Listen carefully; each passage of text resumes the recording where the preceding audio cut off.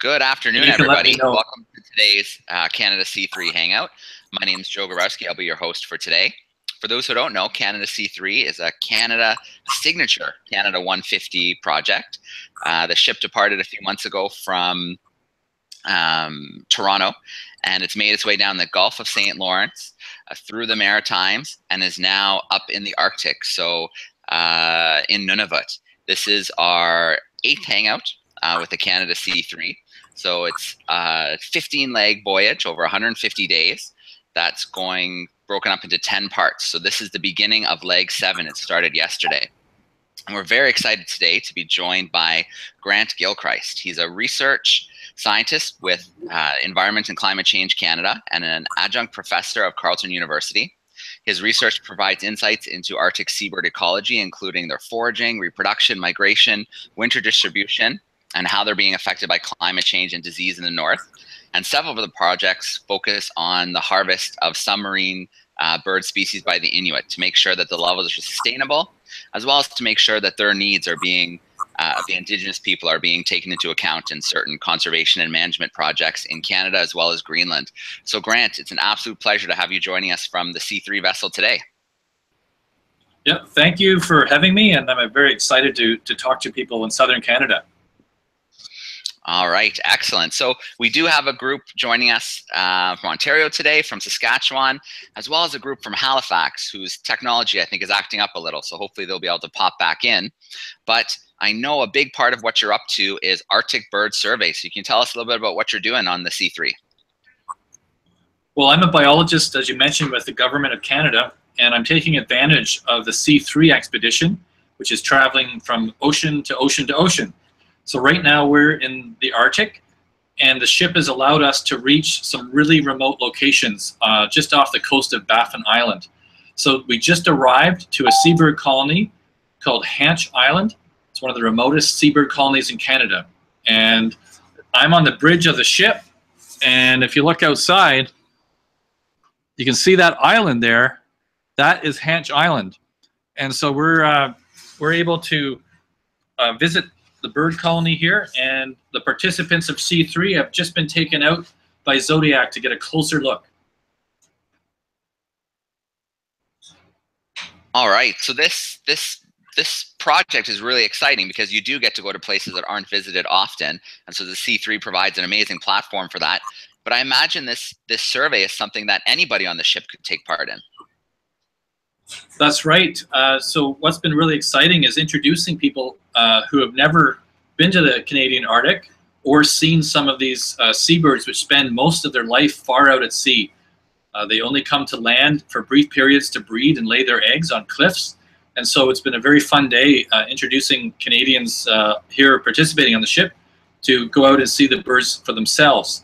And then the other thing we're doing is when the ship is traveling between locations, we're also counting the birds we see on the sea, the different species, how many there are, and where they're located. And that feeds into a long-standing program with looking at birds. Okay, so I know a big thing that you're interested in is how climate change affects birds. Looks like our Halifax group is back.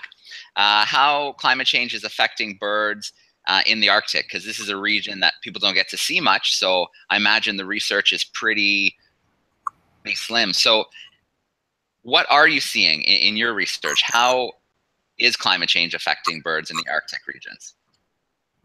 Well, there's a few ways, and one is that the sea ice in certain parts of the Canadian Arctic is melting earlier each spring, especially in this region where we are right here at Hanch Island. The sea ice is melting, and the sea is open, free of sea ice, almost 4 weeks to 5 weeks earlier than it used to be. And because these seabirds are associated with sea ice and the fish that they're feeding on these changes in sea ice conditions have strong influences on the timing of their reproduction. And it's also, the sea ice is going out earlier, so polar bears are having to come off the sea ice earlier as well. And so that allows it's starting to prevent bears from hunting seals late in the winter, and so the bears are coming on to these seabird colonies and eating the eggs. And this has been seen not only in Arctic Canada, but also in Arctic Norway and Greenland. And there's one more thing we've been discovering with the help of Inuit. We're also monitoring eider duck and seabird colonies in the Canadian Arctic. We're monitoring for the prevalence of diseases which are migrating north into the Arctic from southern locations. And that's a prediction of climate change, that diseases among wildlife that are commonly found in the southern North America or southern Canada are making their way to the Arctic for the first time. So what we're doing now is, because there's so few biologists like me in the Arctic, we're enlisting the help of Inuit across the Arctic to monitor for evidence of disease epidemics among wildlife. Okay, that's absolutely a brilliant idea, because they're the experts. It's their land. They know what's normal and what's changing. So that's an absolutely great idea. Now, reading through your bio and the work that you do, I know that it's important to keep in mind the needs of the Indigenous communities in the North. So as hunter and gatherers, they do take some of the seabirds. So what do you do in that regard through your research? The Inuit in Arctic Canada and West Greenland have hunted and eaten seabirds for many hundreds of years. In fact, the people here on Hatch Island that we're visiting today, up above the seabird cliffs, there's evidence of Inuit harvest, and where they used to cache and store seabirds under rocks to store for the winter. So every seabird colony in the Arctic that I have visited has long evidence of Inuit living with murres and seabirds, where they would eat the seabirds. And now today, many of the seabirds I study are actually very good to eat. Eider ducks and thick-billed murres are harvested not only in Nunavut and West Greenland, but also in Newfoundland and Atlantic Canada, the North Shore of Quebec. So because I'm a biologist with the federal government, Environment and Climate Change Canada, one of our priorities and one of our jobs is to make sure that harvest levels are sustainable. And we work closely with hunters both in Atlantic Canada and the Inuit of Nunavut and West Greenland. We co-manage the resource, the bird populations, to ensure that birds aren't overhunted. And I'm pleased to say that many of the populations, including the common eider duck, is actually increased because of hunting regulations that were brought in about 10 years ago. Excellent. Good. Well, that just goes to show that sound conservation really can have a big impact with good research, of course. I think one thing that's exciting for me as a biologist in the Arctic is one of the highlights of my career actually has been working with local people. The sound you're hearing, I'm live on the bridge of the ship, so you're hearing the people working as people are coming on and off the ship. So it's a busy space up here. I'm just sharing a little corner of the bridge here. But one thing that's been really exciting is working with Northerners and the creation of the Nunavut territory and also the Nunavut territory in northern Quebec. Is Inuit hunters and communities are working with biologists like myself to study things like disease, contaminants, and harvest levels. And so it's an exciting era in Canada, especially in Arctic Canada, wildlife co-management. And actually, Canada is a world leader in this, and a lot of countries, including the United States, are looking to Canada and the northern people on how to do it better. So it's an exciting time. And on the ship here are Nunavut representatives, as well as people from southern Canada. So the mix of people here is also very exciting on the ship. All right, excellent. Well, I know it's leg 7 has just begun. Did you just hop on board the ship? How many legs will you be on the vessel for? Well, you're going to laugh, but I would like to be on the whole expedition, but there's 2 constraints. You know, one is the work and the research that we're doing in other places of the Arctic. We have graduate students in universities, Northerners in other locations, like on remote locations like this. And then in a couple of weeks, I'm getting married, so I can't be on the ship and get stranded in the fog in the Arctic. I have to return home.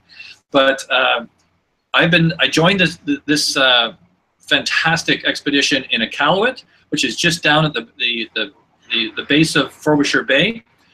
We met the participants. We all met in Iqaluit. We're getting to know each other. We have a fantastic crew on the ship.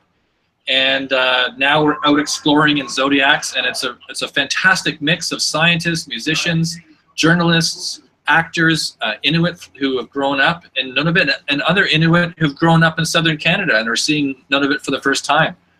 And every evening, we all get together and we share our experience of the day and what the highlights are. This will be one of mine, speaking to you in southern Canada and speaking to Southerners. And I must say, I've been working in the Arctic for 30 years. And when I first started, there was almost no communication. You know, we'd be flown and dropped off in these remote locations. I'm just going to show you out the window again. This is Hanch Island.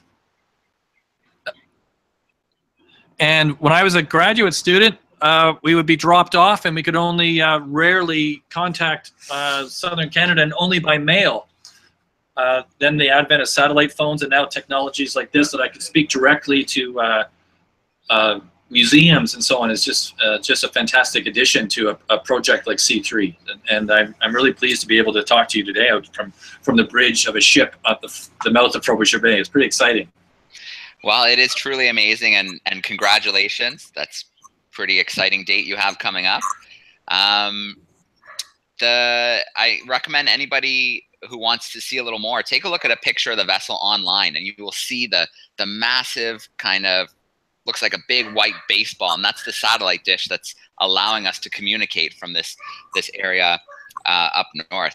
So Grant, if you're up for it, would you like to meet some of the groups, see if they have some questions? Yeah, I sure would. Fire away. All right. I'll do my best. Well, why don't we jump to the Museum of Nature? I know that they're one of the C3 hubs, so they have the Hangout streaming today, and people can stop and watch and ask questions. And I know they're there with Tara right now. So Tara, how you doing? Yeah, we're doing great. How are you doing? Excellent, excellent. I noticed you have a few people who have maybe passed by. Are there any questions for Grant about the Arctic, about seabirds, about what's going on with C3 right now? Yeah, absolutely. Well, we get a lot of traffic coming through here during the week, and they leave us their questions. So we have some general questions from the public. Is Grant happy to answer general science questions as well? You just got the 2 thumbs up, so I think he's up for it. Okay. So most of these questions came in from kids, bearing in mind. But one question we get a lot is, why did you choose your job? What made you interested in studying Arctic birds, Brent? You're going to be interested. I was, as a young kid, I grew up in the country north of Toronto, near a little town named Creemore, Ontario. And I actually went to university to become a high school teacher. I was strongly influenced by museums, like the museum in Ottawa, where you are right now, as well as the Royal Ontario Museum in Toronto. And then when I was a university student, I actually went to university to become a high school teacher. But I had the opportunity to come to the Arctic assisting and volunteering with an Environment Canada research project. And I was working with a scientist based in Ottawa named Tony Gaston.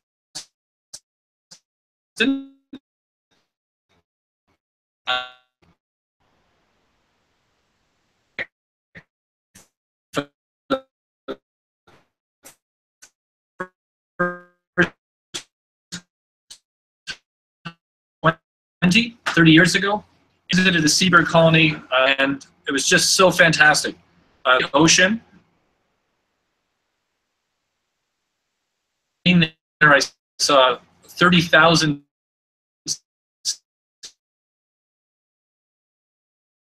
seabirds, beluga whale, walrus, by polar bears, and then local communities who are our world. And so it really brought all of my, had a long-standing interest in culture, also wilderness. I love.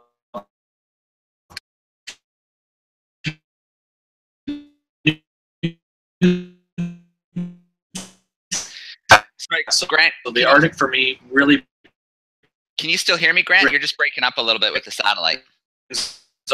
All of this together. Since I was a little kid, now I'm trying to educate us to it, especially children, in fact. Okay, Grant, can you still hear me?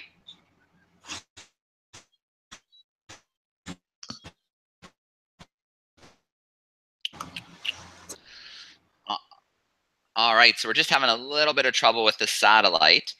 Let's give Grant a second. Grant, can you still hear me?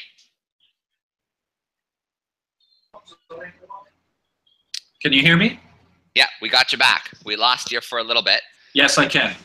Good. We heard most of the answer. You talked about your first trip to the Arctic and seeing a big colony of seabirds, as well as all the other amazing animals and such. And then the satellite kind of started playing up with us. But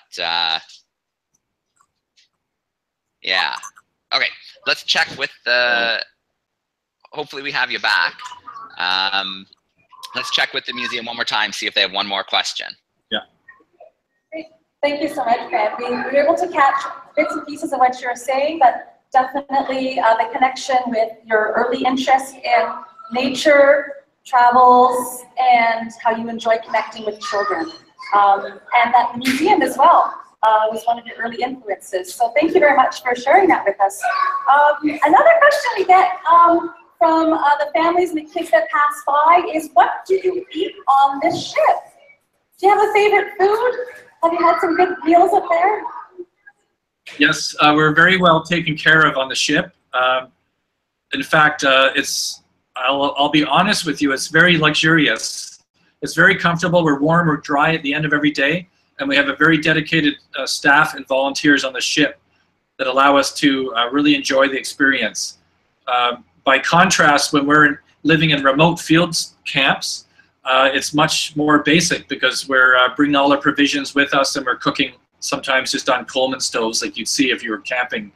But here on the ship, there's a full kitchen, great coffee, which I always start my day with, and lots of hot, great food and friendships developing. So it's a fantastic experience. You don't have to worry about us. All right. Well, thank you for collecting those questions, and keep collecting them for us. They're great questions.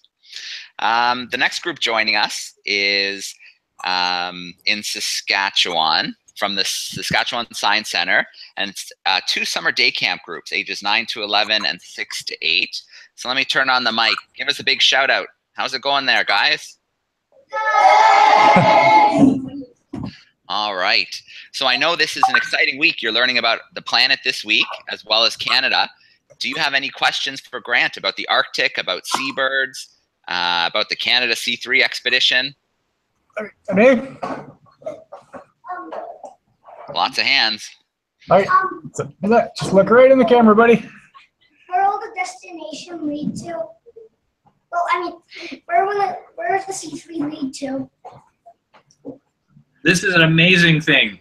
The C3 ship is traveling from Toronto all the way up through Atlantic Canada, through the Canadian Arctic, around Alaska, down through British Columbia, and will end in Victoria. And that's why it's called C3. It's traveling through Canada's 3 oceans over the course of the summertime.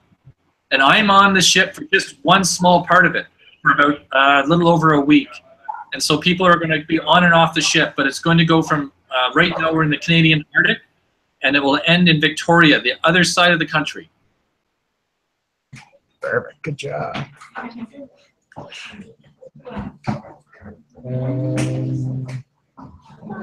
Anyone else? Haley had one more? Have you seen any? Hi.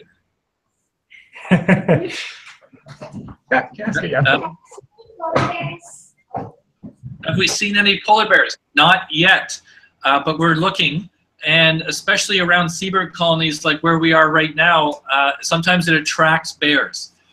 Tomorrow, we're heading north from here into the sea ice, and that's where we're going to see the bears. We have walrus and polar bears we expect to see tomorrow. Isn't it amazing? We're going to have breakfast and then go on a ship and maybe see polar bears in the wild. It's going to be terrific. It's going to be great. Thanks for your question. All right, I see more hands. You guys want to ask another one? How big is the ocean? How big is the ocean? Well, it's enormous, and I'll tell you, when It's one thing to be in a classroom looking at a map, but when you're on a ship that feels really big, but then when you go out on the sea in a small zodiac and look back, you realize how small the ship is and how big the ocean is. So this trip is really showing us how big Canada really is, and it's bringing people together from all across the country, including you guys. It's been very exciting for us today to connect from way up here in the Arctic to down in your science camp. So the ocean is big. Canada has huge parts of the ocean, the Atlantic, the Arctic, and the Pacific. And this expedition is going to be traveling through all three of those oceans. And we encourage you to follow along for the rest of the summertime. Thanks for your question. All right, I see one more patient hand, so let's steal that question, and then we'll visit our group in Halifax. All right. What powers your ship? What moves the ship? Has it? What power? Like what power? What fuel does your ship use? Oh, okay, good question. This ship uses diesel fuel and generators to power a very, very big propeller. And our ship's captain, I'm sitting right now on the bridge of the ship with our staff and our communications people. Hi, guys. And then this is the bridge, and then outside, I'll be careful not to drop the computer, you can see the wilderness of Hanch Island. And so we're on a pretty big ship. It's very safe, and it is an icebreaker, so it can travel through sea ice to get us to these locations. All right, well, thank you for those questions from Saskatchewan, and I'm glad we're connecting there today for two reasons. One, it's so landlocked that this is the only way we can do it, and two, I was born in Saskatchewan, Moosomin, Saskatchewan, so it's neat to connect some fellow Saskatchewanians. Sounds right. All right, well, let's visit our final group. We have the Supernova. There are two groups, an explorers group of grade 5 and 6s and an innovators group of grade 7 and 9s in Halifax, Nova Scotia, and it's located at Dalhousie University. So let's turn the mic on and see how you guys are doing.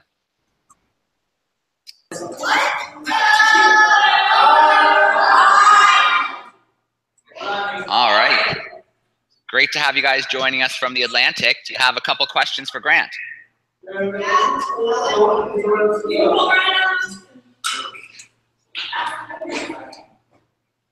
Nice and loud by the front if you can. All right. Alistair, just come stick your face. Just come stick your face right here. My first question is, what are you going to learn about global warming on your trip with the C3? Yeah.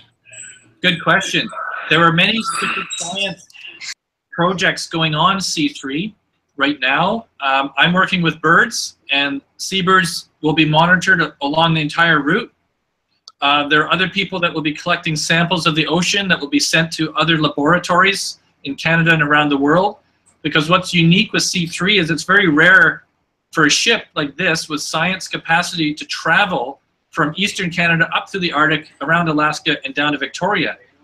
So part of the C3 planning was to tap into scientists and give us an opportunity to sample the ocean as we're traveling. So as we're traveling, we stop, we put boats overboard, we sample the ocean, and then we process the samples back in a lab, which is also on the ship with us. And another emphasis or priority of our ship is to communicate and to bring awareness to how climate change is affecting the oceans, especially Canada's oceans, through its wildlife, affecting sea ice, affecting the northern peoples. And although some of the projects are fairly small in scale, we are contributing to global and national efforts to conduct science to track the changes that are occurring. And I'm excited to be a small part of that this summertime. And what is global warming doing to affect the Arctic birds? Well, a couple of things. One is it's changing the sea ice conditions a lot. And even if, I'm going to show you out the window here, if you look carefully, you'll see sea ice just outside the ocean, floating. And also it's affecting the weather. And things like weather and ice conditions have strong impacts on wildlife like seabirds and caribou and bears, Arctic foxes, and migratory birds. So a lot of the work is looking at how changing weather, snow, ice, and rain conditions are affecting the ability of Arctic wildlife to move around the Arctic, reproduce, survive the wintertime, and things like that. So as you'll learn in science camp and at museums, wildlife is strongly influenced by weather conditions like how deep the snow is or ice and sea ice. And so these are some of the things that biologists like I myself work with. And when I study seabirds, as you know, and so one of the biggest impacts on seabirds is how sea ice moves around the Arctic, how it's formed, and when it melts. And just to give you one example, a lot of seabirds nest on offshore islands to get away from Arctic foxes. But now, because the sea ice is melting so much earlier, polar bears are swimming onto the seabird colonies and eating all the eggs.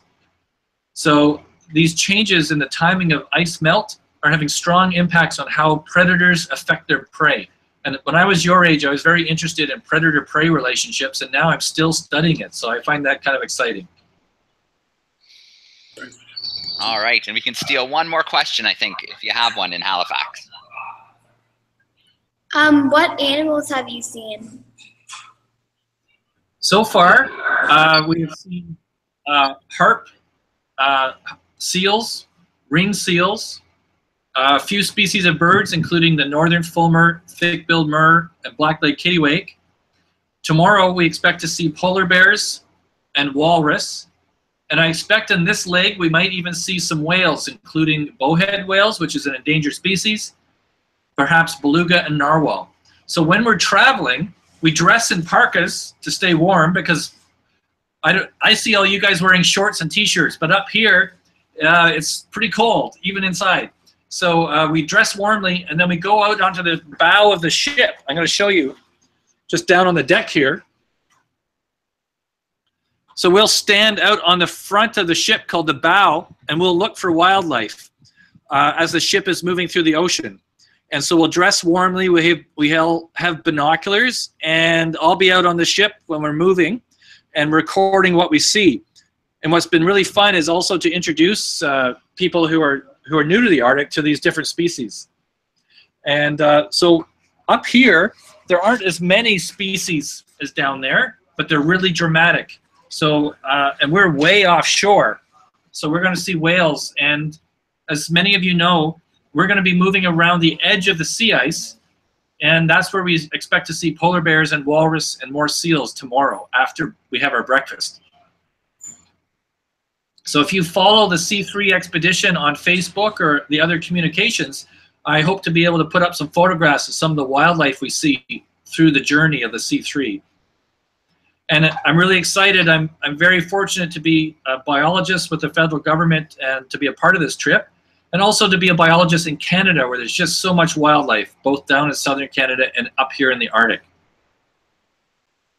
All right. Well, you are pretty lucky. It's a pretty amazing expedition, and I can only imagine what you're going to get to see over the next few days.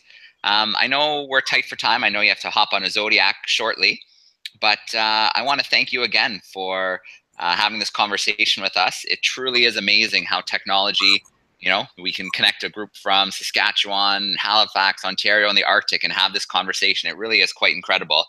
And that's what makes the C3 so amazing, these conversations all across Canada. So once again, Grant, thank you so much for hanging out with us today and sharing a little bit about just what it is you do and why it's so important.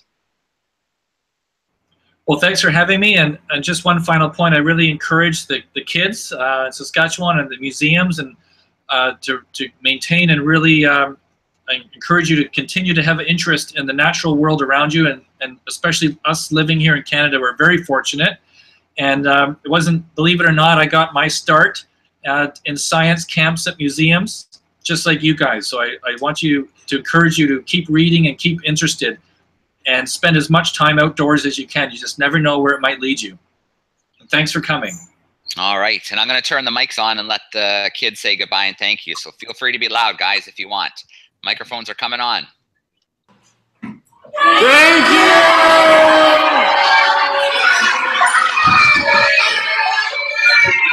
All right, thanks everybody. We're signing off for